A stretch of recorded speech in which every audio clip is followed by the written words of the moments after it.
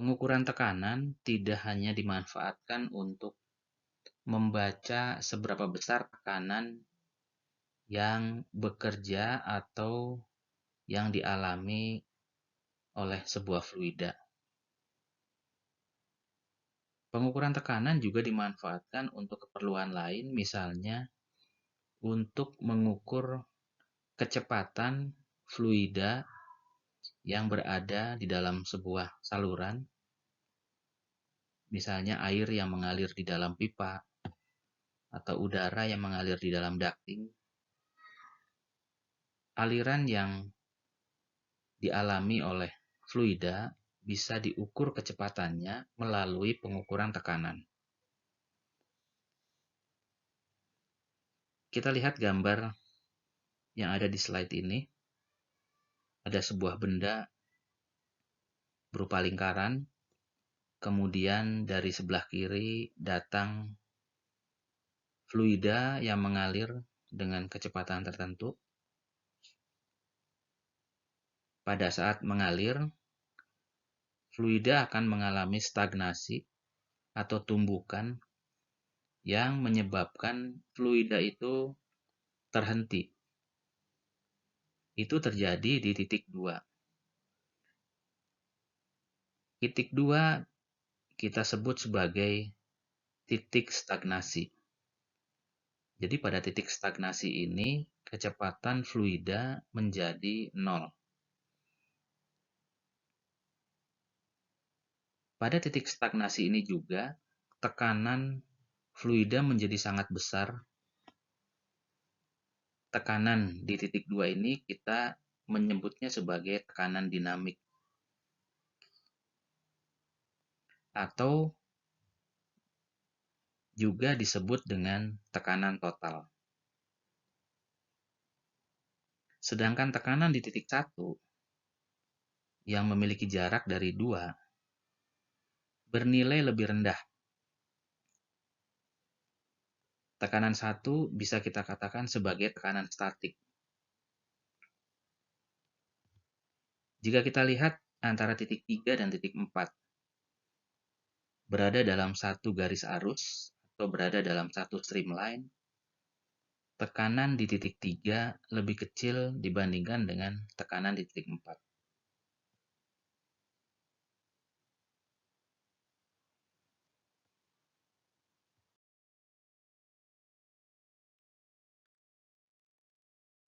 Pada slide sebelumnya, Anda sudah mendengar istilah tekanan statik dan tekanan stagnasi atau tekanan total. Jadi ada dua istilah tekanan jika kita sedang membahas fluida yang sedang mengalir. Persoalannya adalah bagaimana cara mengukur tekanan statik dan tekanan total atau tekanan stagnasi. Di slide ini dijelaskan bagaimana teknik mengukur tekanan statik dan tekanan total yang bertujuan untuk mengukur kecepatan aliran sebuah fluida. Pada gambar 9.18 terdapat 3 teknik atau 3 alat yang biasa digunakan untuk mengukur tekanan total atau tekanan stagnasi. Kita lihat gambar A. Di sana ada sebuah tabung, ada sebuah cup, kemudian ada sebuah lubang di bagian atas dari cup itu. Jadi kalau fluida mengalir menumbuk lubang itu, maka udara atau fluida yang menumbuk lubang itu kecepatannya akan terhenti sehingga menjadi stagnan. Demikian juga gambar B. Tanda panah itu menyatakan arah aliran fluida. Di ujung dari tabung itu terdapat lubang. Jika bagian bawah dari tabung kita tutup, maka fluida yang mengalir masuk ke dalam lubang itu kemudian akan terhenti atau stagnan. Demikian juga untuk gambar yang C. Secara prinsip sama, ada aliran fluida, kemudian aliran akan terhenti pada saat menumbuk titik di ujung atau impact port. Kemudian bagaimana jika kita akan mengukur tekanan statik? Kita lihat gambar berikutnya, gambar 9.24. Sebuah alat yang disebut dengan pitot static pressure probe memiliki lubang di ujung, kemudian ada lubang lain yang letaknya di badan dari tube-nya. Kita lihat kedua lubang itu berada pada jalur tube yang berbeda. Jadi jika alirannya diteruskan, maka dari ujung total pressure port itu, jika fluida itu mengalir, maka akan tembus sampai ke bawah. Sedangkan lubang-lubang kecil yang ada di badan tube, jika fluida mengalir lewat situ, maka dia akan keluar melalui jalur yang lain. Perbedaan jalur pada tube itu membedakan pengukuran statik dan pengukuran tekanan total. Di ujung karena terjadi stagnasi, maka yang terbaca adalah tekanan total atau tekanan stagnasi. Sedangkan pada lubang-lubang yang ada di badan tube, itu menandakan pengukuran tekanan statik.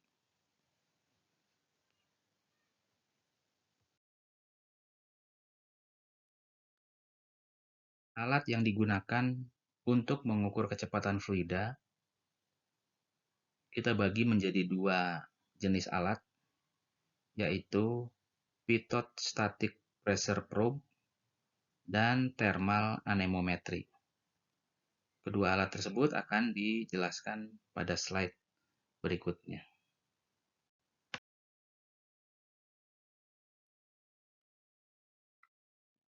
Mungkin Anda bertanya, mengapa sebuah pitot statik atau pitot tube statik bisa digunakan untuk mengukur kecepatan? Padahal pitot statik itu kegunaan utamanya adalah untuk mengukur tekanan statik dan tekanan total. Kita kembali pada gambar pitot tube. Jadi ada dua lubang di sana. Ada lubang untuk membaca tekanan total dan ada lubang untuk membaca tekanan statik. Ada dua tekanan yang dibaca, tekanan statik dan tekanan total. Secara matematik, kedua tekanan itu bisa dihubungkan seperti kita lihat pada persamaan 935 atau pada persamaan 936. Nilai tekanan statik lebih kecil daripada tekanan total. Kemudian perbedaan tekanan itu sama dengan setengah dikali rho dikali U kuadrat. Dalam hal ini U adalah kecepatan fluida yang melewati atau mengalir melewati tabung pitot ini. Jadi kita lihat di dalam persamaan itu ada 3 variabel, yaitu tekanan statik, tekanan total, dan kecepatan. Jadi dari persamaan itu kita bisa melihat untuk mendapatkan kecepatan, maka kita harus mengukur tekanan statik dan tekanan total. Dengan demikian, Anda lihat persamaan 937. Di sana kita uraikan, kita keluarkan komponen kecepatannya. Kecepatan adalah sama dengan akar 2 kali selisih antara tekanan total dikurangi tekanan statik dibagi dengan massa jenis fluida.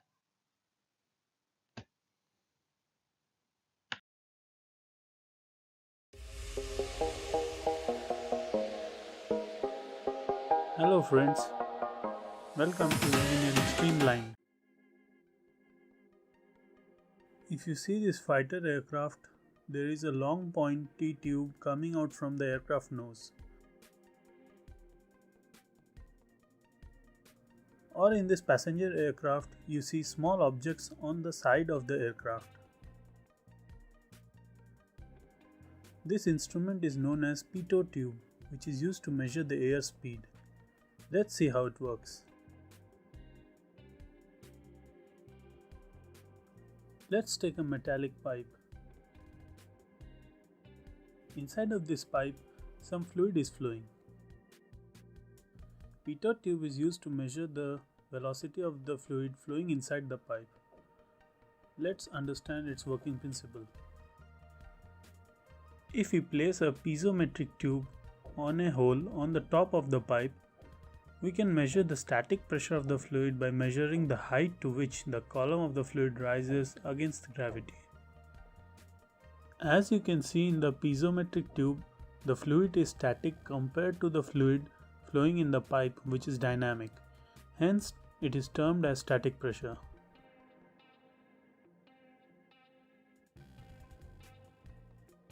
If we put another piezometric tube at some distance, the height of the column will be same, considering the flow to be steady and incompressible.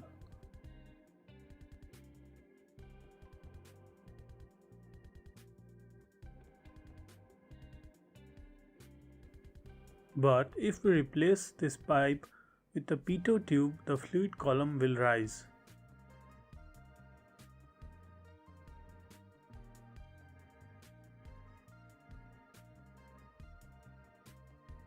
This extra height is known as dynamic pressure.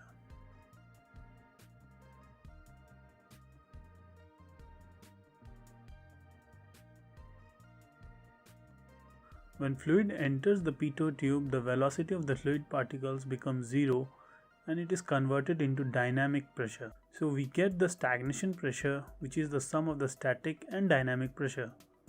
So stagnation pressure represents the pressure at a point where the fluid velocity has come to a complete stop. Now let's use the Bernoulli equation and derive the formula for velocity of the fluid. Let's take 2 points, point 1 and 2. At point 1, the velocity of the flowing fluid is v, and at point 2, velocity inside the pitot tube is 0, as the flow has become stagnant here. Now, since both the points are at same elevation, z1 and z2 gets cancelled, and v2 is equal to 0, so this term is also 0.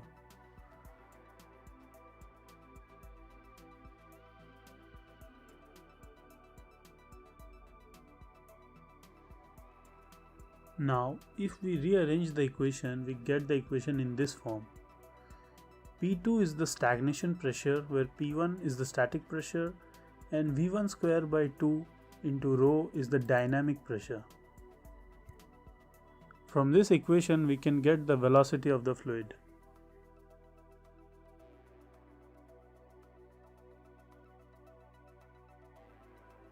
Using a manometer also, we can calculate the velocity of the fluid.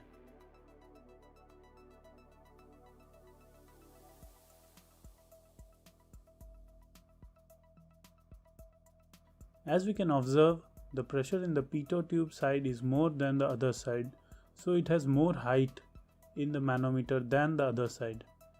So using the difference in the height of the manometric fluid, delta H, we can calculate the pressure difference.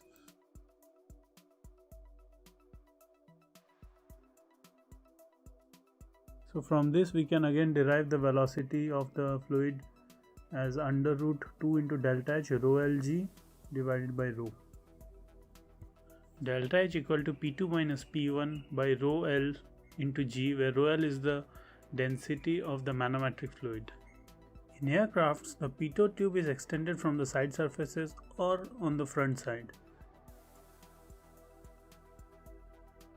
It consists of static ports to allow air to enter at atmospheric pressure and a pitot tube in the center. So when aircraft is moving at high speed, air from pitot tube enters at high speed and causes the pressure in chamber 2 to increase, that is P2, which is the sum of static and dynamic pressure. This causes the diaphragm between the chambers to deform towards the static chamber as pressure in other chamber is high. This diaphragm is connected to a pressure transducer which gives the pressure difference, and using this we can find the velocity of the air from the formula derived earlier. I hope you like this explanation. Kindly like and subscribe and keep looking for more videos. Alat kedua yang digunakan untuk mengukur kecepatan fluida disebut dengan thermal anemometri. Prinsip kerja dari alat ini, jika kita lihat gambar, terdapat sensor di ujung dari anemometri ini. Sensor berupa wire atau berupa kawat pertama kali dipanaskan. Untuk memanaskannya, maka arus harus mengalir melalui kawat itu. Dengan adanya arus dan adanya tahanan listrik dari kawat, maka sensor atau wire akan mengalami pemanasan sampai pada temperatur tertentu. Jadi kita bisa bayangkan wire atau sensor dalam kondisi panas. Kemudian jika sensor yang dalam kondisi panas itu terekspos pada suatu aliran fluida, maka kecepatan itu akan menaik turunkan temperatur dari sensor atau kawat. Dengan perubahan temperatur itu, maka akan terjadi perubahan tahanan listrik. Dari penjelasan itu, kita bisa melihat hubungan antara kecepatan, temperatur, dan tahanan listrik yang terjadi pada thermal anemometri. Ketiganya kemudian dihubungkan dengan sebuah persamaan. Dari persamaan itu, maka kita bisa menghitung berapa kecepatan yang dialami oleh sebuah fluida yang sedang diukur oleh sensor tersebut. Hello friends, today in our industrial instrumentation lecture series we will see about one of the instrument of measurement of flow, that is hot wire anemometer. So today we will see about measurement of flow using hot wire anemometer. First of all, let us see about hot wire anemometer. What is hot wire anemometer? The hot wire anemometer is a device used for measuring the velocity and direction of the fluid. This can be done by measuring the heat loss of the wire which is placed in the fluid stream. It is a device that is most often used in a research application to study varying flow conditions. It works on the principle of transfer of heat from high temperature to low temperature. Now let us see the construction of hot wire anemometer. As we can see in the figure, in the hot wire anemometer there is mainly two components. First one is a heater wire, or we can say heat wire, and another one that is Wheatstone bridge. The hot wire anemometer consists two main parts. First one, conducting or heater wire. As we can see here, there is one heater wire, or we can say conducting wire, and another one is Wheatstone bridge. So here we can see in the figure there is one Wheatstone bridge, right? The heater wire is housed inside the ceramic body, and the wire are taking out from the ceramic body and connecting to the Wheatstone bridge, as we can see in this figure. Now let us see some of the working of a hot wire anemometer. The hot wire is placed in the stream of fluid as shown in the figure. Here the wire is heated by electric current. So when a fluid flows over a heated surface, heat is transferred from the surface and therefore its temperature reduces. The rate of reduction of temperature is related to flow rate. The temperature of wire is determined by measuring its resistance with Wheatstone bridge. So the resistance of heated wire measures the flow rate of fluid. Hot wire anemometer will work based on the two different modes. The first one, that is constant current method, and the second one, constant temperature method. Now let us see the first method, that is constant current method. In the constant current method, the anemometer is placed in the stream of the fluid whose flow rate needs to be measured. The current of constant magnitude is passed through the wire. The Wheatstone bridge is also kept on the constant voltage. So when the wire is kept in the stream of liquid, the heat is transferred from wire to fluid. The heat is directly proportional to the resistance of the wire. If heat reduces, that means the resistance of wire also reduces, and the Wheatstone bridge measures the variation in the resistance, which is equal to the flow rate of the liquid. Now let us see about the second method, that is constant temperature method. In this arrangement, the wire is heated by the electric current. The hot wire, when placed in the fluid stream, the heat transfer from wire to fluid. Thus, the temperature of the wire changes, which also changes their resistance. It works on the principle that the temperature of the wire remain constant. So, the total current required to bring the wire in the initial condition, or we can say at that constant temperature, is equal to the flow rate of gas. The standard resistor is connected in series with the heating wire. As we can see here, there is one standard resistor is connected in series with that heater wire. So the current across the wire is determined by knowing the voltage drop across the resistor, and the value of voltage drop is determined by the potentiometer. The loss of heat from heated wire, we can say that loss of heat from heated wire is equal to A in bracket V multiplied by rho plus B whole raised to 1 by 2 joule per second, where V, that is velocity of heat flow, rho, that is the density of fluid, A and B, these are the constant, depends upon the dimensions and physical properties of wire and fluid. Suppose I is the current of the wire and R is their resistance. In equilibrium condition, we can say that heat generated is equal to heat loss. So I square R, that is heat generated, is equal to heat loss. As we can see earlier, heat loss is equal to A V rho plus B whole raised to 1 by 2. So from this equation, we can say that V is equal to I raised to 4 R squared divided by S square minus B whole divided by rho. The resistance and the temperature of the instrument are kept constant for measuring the rate of fluid by measuring the current I.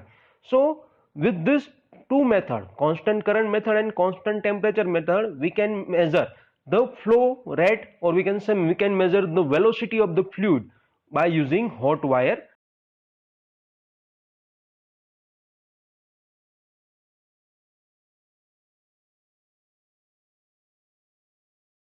An introduction to the professional logging hot wire thermovelocity volume anemometer. It is supplied with a briefcase style carry case with a compartmented foam insert, a telescopic probe, a USB connection cable and software, an AC/DC mains power adapter and battery. There is a standard 1/4 inch camera bush for tripod mounting. The telescopic probe extends from 30mm up to 1 metre with a 1 metre connection cable. The sensor head diameter is 9mm.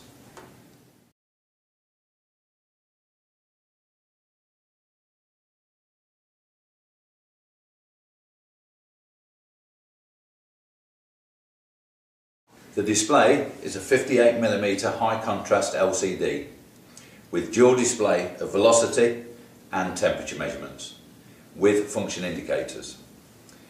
There is a display backlight for work in low light environments. The instrument has a measurement range of 0.1 metre per second up to 25 metre per second with a resolution of 0.01 metres per second. It also offers selectable readings to be displayed as feet per minute, miles per hour, kilometres per hour or knots. The temperature range is 0 to 50 degrees C. Temperature measurements can also be displayed in degrees F.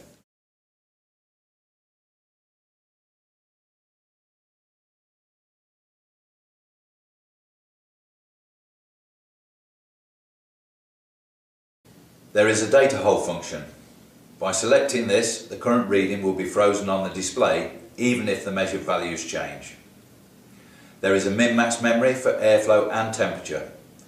Selecting this function, the instrument will display the lowest and highest readings since power on. Press the button once to display the highest recorded value, press it again to display the lowest recorded value. There is an average measurement function, calculated over a number of continuous measurements. An area program allows duct measurements to be entered. The instrument will then display volume measurements instead of velocity as cubic meters per minute or cubic feet per minute. Readings can be logged onto a laptop or PC via a USB connection and the supplied software. Data can be viewed as a graph, which has a zoom facility, or as a line listing. Data can also be saved or exported.